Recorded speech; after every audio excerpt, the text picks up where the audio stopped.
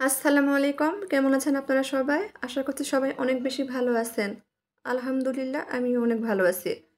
আজকে আবার একটা নতুন ভিডিও নিয়ে আপনাদের মাঝে হাজির হয়েছি। আশা করছি ভিডিওটা আপনাদের কাছে একটু হলেও ভালো লাগবে। আজকে সকালের নাস্তায় একেবারে ফাঁকিবাজি কায়দায় কোনো রকম তেল ছাড়াই স্বাস্থ্যকর উপায়ে নাস্তা তৈরি করেছি আর সেই ভিডিওটাই আপনাদের মাঝে শেয়ার করছি। এটাকে চাপড়িও বলতে পারেন। খুব সহজেই যে কেউ তৈরি করে নিতে পারবেন। ঘুম থেকে উঠতে দেরি হলে খুব সহজেই এই নাস্তাটি তৈরি করা যাবে। চলেন দেখি এই চাপটি তৈরির পুরো প্রস্তুত প্রণালী আপনাদের মাঝে শেয়ার করি। সেজন্য আমি আগে থেকেই রাতের বেলা একটা বাটিতে 1 কাপ সেদ্ধ চাল ও 1 কাপ আতপ চাল দিয়ে দেব। এখন এর মধ্যে 3 টেবিল চামচ মুগ ডাল ও 3 টেবিল চামচ মসুর ডাল দিয়ে দিব। দিয়ে পর্যাপ্ত পরিমাণ পানি দিয়ে ভালোভাবে চাল ডালটা কষলে ধুয়ে পানি দিয়ে সারা রাতের জন্য ভিজিয়ে রেখে দিব।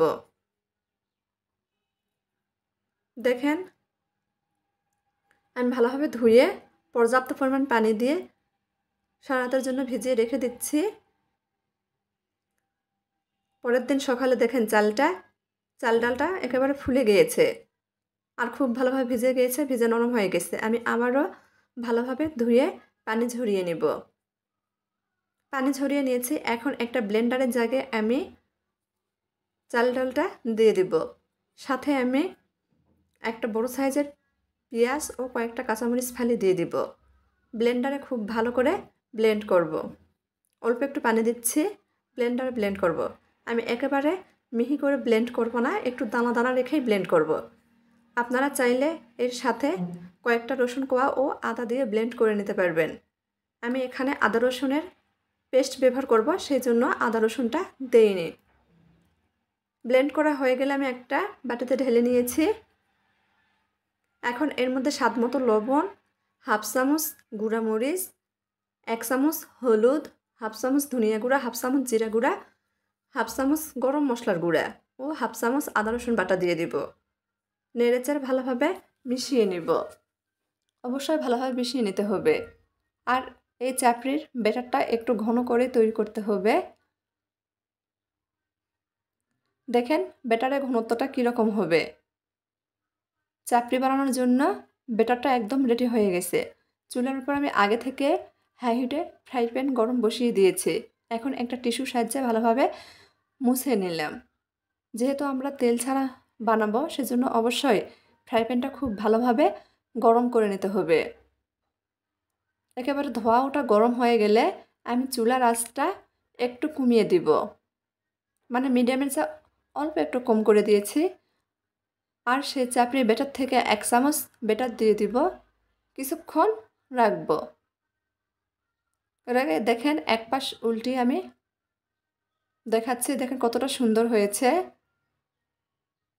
এভাবে আমি বাকি চাপড়িগুলো ভেজে নেব।